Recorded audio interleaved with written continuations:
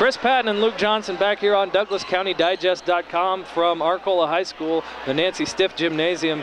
We are the first night of basketball for the Arcola Purple Riders.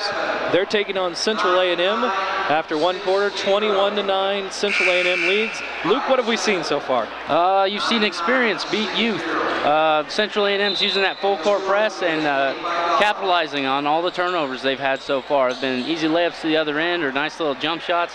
Arcola hasn't been doing too bad against the zone, moving it around, getting open shots. They just need to slow down a little bit, take their time a little more. And when they're able to get shots, they've done a decent, they've made quite a few from long range, done a decent job with that. But like you said, having a hard time getting the ball down the court in the face of some of this pressure. And that's something that, will come with time, I think, once maybe they get into LOVC play, maybe against some teams maybe a little closer to their size and maybe closer to their experience. A&M has the ball to start out of the quarter, and Ramsey he passes off to one of his big, normally one of his offensive lineman teammates. I didn't see who made that. I think it was 24, Spencer Garner. Yep, 24. PA announcer clears me in on that, and Central A&M has a 23-9 lead. Here's Arcola now in their end of the floor trying to beat the Central A&M zone. Feed it inside, number 30. It's kicked out to the corner to 35. And that's Justin Hobgood. I think we have a kick ball there, and it's going to remain with Arcola. Quentin Risley's got to turn and look at the basket on that shot. He had the big guy pinned off. He could have gone straight to the basket with that one. Central A&M has brought in 0-0 Logan Long, 6'6", 300-pound junior. And we have a nice little move, a nifty move there. Nick Hudson, the sophomore guard, has a nice little finger roll, I guess is what you call it. 23-11, Central A&M leads over Arcola, 7 minutes left. And there is a almost turnover. We have jostling for position. It's going to remain with Central A&M. Arcola getting after it, hustling there. Knowing Chad Graves, hustle's going to be a big deal for this Arcola squad. Chad Graves, 6 years, 81 wins, 52 losses, a .609 winning percentage as the head coach of the Arcola Purple Riders basketball team. And now Central A&M has it in their end of the floor, setting some screens there. The big fella, Logan Long, sets a screen. We get it back out top to Trenton Chapin. He gives it to Curtis Ramsey. He's going to drive the lane and looked like he was going to pass, step up and under, and lays it in. 25-11, Central A&M. And the ball gets away a little bit here, and Arcola will inbound in just a second. Central A&M kind of attacking Arcola's defense. They're driving and being able to either kick it out or lay it up and in. It looks like the coach has made some changes. Instead of taking those outside jumpers, they're starting to attack the rim a little more. And here comes Arcola into their end. The ball gets to Nick Hudson. He thinks about driving, passes it off to number 3, Colin Seaman. He gives it back to Nick Hudson, and he's defended by 24. Spencer Garner knocks it away. Arcola able to recover. And now here comes a corner three-pointer from number 3, Colin Seaman. 25-14. And here comes A&M right back at him. Going to drive the lane. Spencer Garner lays it up and good. If Arcola makes those threes, they need to come back and get some stops on the defensive end. A&M is scoring in the paint. And now the ball goes inside, back outside, and drive is... And we got a travel on Nick Hudson, the 5'11 sophomore guard, tried to go to the basket, and too many steps. It's going to be Central A&M ball. Central A&M still giving them that outside perimeter shot to a certain extent, and when they drive to the middle, they just collapse. 13-point lead for Central A&M, and Reese Adey has the ball, gets it out top to Andrew Bray. He kicks it over to Ramsey in the corner, back into Adey on the post. He muscles it up, no good. Arcola taps it away though. Here come the Purple Riders. Nick Hudson off to Colin Seaman, layup good. 27-16, Central A&M, 5:30 left to go in the second quarter. Ramsey has it, he kicks it out now, and it's on the wing and driving to the lane, laying it up and good. Spencer Garner, and it looks like Chad Graves is going to call a timeout. 29-16, Central A&M. Right now he's asking his team where his defensive help is when they drive off of the man-on-man, one-on-one situation. The other side isn't rotating to pick up the slack. Now, is that something that, it's just because it's early in the season, they haven't worked on it enough? Or is it just a matter of being beaten? A lot of it is they're younger. Sometimes it's just the fact that they haven't gelled together as a team yet. That once you know the guys around you, it's a lot easier to be able to tell when that guy's getting beat and when he needs help.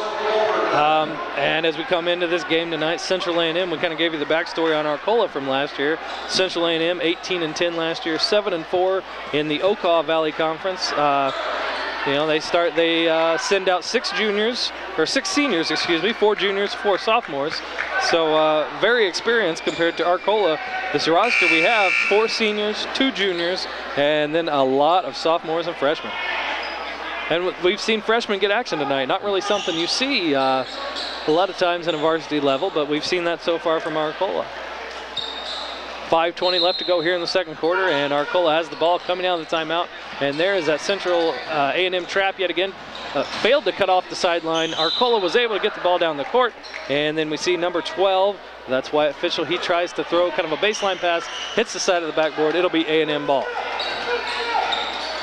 Here comes Central A&M with Curtis Ramsey, quarterback on the football field, point guard on the basketball court. It's over to Reese 80. He's trying to find a man in the post, unable to do so, trying to find Alex Snyder. He kicks it back out top. Snyder gets it kind of on the baseline. He's going to drive, puts it up high off the glass, no good, corralled by Arcola. It's good for Arcola when Central A&M misses a shot. They can't set up in that trapping full court pressure, and Arcola gets a chance to run their offense a little, you know, without having to really fight to get it down the court. The Central A&M's gone back to a man-to-man now. Shot goes up, no good. Rebounded by Arcola. They're going to get another shot on the offensive end. There you go, up and good. Number 12, Wyatt Fishel. He puts a nice rainbow shot through there. 4:20 left in the second quarter. 29-18, Central A&M. Arcola did a good job adapting to the man-to-man right off the bat. Some teams have trouble switching from going against the zone back to the man. Alex Snyder thought about putting up a 3. He thought differently. Andrew Bray put one up. Central A&M gets an offensive rebound, and here they go again. And running like a bull in a china shop there. 45, Reese 80. He uses his big body to get to the basket. He misses. Here comes Arcola. 3-point shot put up. No good, short by number 3, Colin Seaman. Here comes Central A&M again. Unable to convert with the Arcola Purple Riders. Here comes A&M. Three-pointer from the corner. Taken away, no good, and then the rebound taken away, Nick Hudson. Nice job skying up and bringing that one down. And here comes Arcola, number 3, layup is no good. Colin Seaman takes it to the hoop. He gets fouled though, stops the clock, 3:34 left, 29-18. Central A&M over Arcola will get 2 free throws. Arcola looking to maybe attack a little bit more than they have in the early going. Had a few free throw shots early, and they were able to build a quick little lead. Kind of gone away, and the first free throw, no good. They've attacked more when they play in the man-to-man. When the 2-3 is there, they kind of settle for the outside jumpers or what's given to them. Hard to get inside against the 2-3 zone. Especially when there's a 6'6", 300-pounder standing in the middle of the lane. Especially against some A&M beef. Seaman's second free throw is good. It's now a 10-point Central A&M lead. 3:34 left before halftime. Central A&M brings it down. Ramsey's out top. He gives it to Andrew Bray. And he passes it off to number 40, Brandon Richardson. Seen what I believe is his first action. Long 3-pointer from the wing, no good by Ramsey. Rebound tipped to Alex Snyder. He puts it up and good. 31-19, Central A&M. Here comes some full court pressure.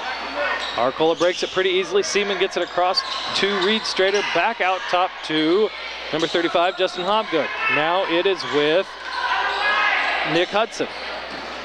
And now it's fed into the post, and there's a double team there, and it's knocked away by Central A&M. It will remain with Arcola. Justin Hobgood got trapped down on the blocks. Nick Hudson's going to be the inbound man for Arcola with 2:51 left here in the second quarter. He's having some trouble finding somebody, gets in, throws kind of a cross-court pass, able to get it to Colin Seaman. He has it out top. It goes to 35, Hobgood. Back out to Colin Seaman. He drives, kicks it into the corner, able to find it goes back to Nick Hudson. He drives, passes it off, back to Hobgood, into the corner. Fake 3-pointer put up, and 2-pointer put up, no good. Here comes Central A&M on the break. Ramsey brings it down, he stops, gonna fight through and puts up a shot, no good. Rebounded by Central A&M, 32, Alex Snyder, he's no good. Kick back out, A&M with another offensive rebound. 3-pointer in and out, no good for Andrew Bray. Now Arcola can finally corral it and take it back down court. Seaman looks determined to get it in there. He twists through the lane. Nice layup put in there. 2 points for Colin Seaman, 31-21. It's back to a 10-point Central A&M lead. The last couple of possessions, they've been moving the ball really well, determined to get it inside. They've been doing a good job. And as we say that, Spencer Garner for Central A&M takes, looks like he's going to go in for a drive, for a layup. A blocking foul, looks like he might have been tripped. And that foul is going to go against number 14, Reed Strader, his first, team's 5th. Both teams with 5 team fouls here in the late stages of the second quarter. A&M inbounds it. Tough defense from Arcola.